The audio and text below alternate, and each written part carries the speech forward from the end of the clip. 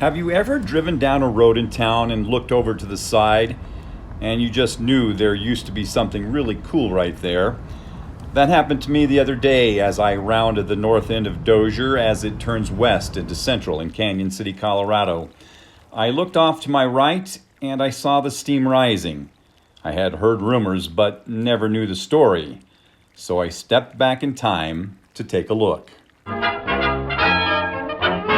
C.J. Fredrickson of the Atlas Oil Company was off exploring for oil just northeast of town around the turn of the last century. Instead of striking black gold, they hit water, hot water, and it came out of the ground on its own. Within a few years, Canyon City had its second indoor swimming pool. By 1916, the pool was renamed the Carlsbad Natatorium. Natatorium is just a fancy name for indoor swimming pool. Once opened, it was a big hit with the locals and out-of-towners alike. The water came out of the ground at 98 degrees and keeps the 300,000-gallon pool comfortable at 82 degrees. The first hot spring pool in Canyon City was actually located at the Hot Springs Hotel on the banks of the Arkansas River on the opposite end of town, and it catered mostly to the tourists. It first opened in 1873.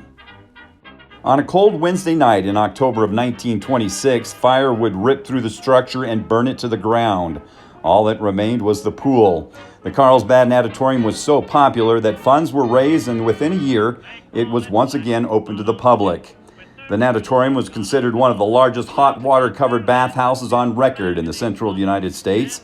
The ad in the 1929 City Directory boasted its mineral-rich water was effective in treating rheumatism, blood pressure, and auto-intoxication, as well as a host of other disorders.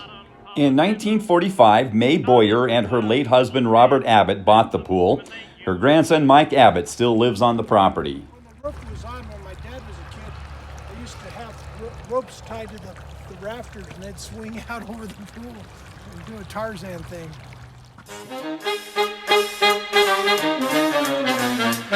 The high cost of maintaining the big structure forced the Abbotts to remove the trussed roof not long after they purchased it, but it was still a popular spot for the local kids. By the mid-40s, the Hot Springs Hotel across town had closed and fell into disrepair. It burned to the ground in 1947. By the early 60s, the high cost of maintenance and new requirements by the state forced the Abbotts to close the pool. The Carlsbad Natatorium faded into memories. Local citizens tried to rally to build a new pool several times over the years. This attempt in 1948 never quite made it off the ground. By 1965, Canyon residents decided it was once again time to have a place to cool off on our hot summer days. The Canyon City Recreation District was formed with the sole purpose of building a new swimming pool. In 1967, the R.C. Ickabone Swimming Pool opened at the corner of 11th and College. This will be its 54th year of operation. 136 KDZA with a reminder to join Tom Chase tonight. Generations of families have enjoyed the pool, but the district is once again facing some tough decisions. And basically everybody says the same thing. The pool's outlived its useful life. Basically it's not a repair mode, it is now a rebuild mode. And so we're in a position now where we're going to have to replace Ickabone Pool. Kyle Horn is the executive director of the Canyon City Area Recreation and Park District. He says ideas are being floated right now of rebuilding the pool in its current location or considering building an expanded year-round recreation center, including a pool, somewhere else in town. As for the Carlsbad Natatorium, the pool is still there today, showing its age of 115 years.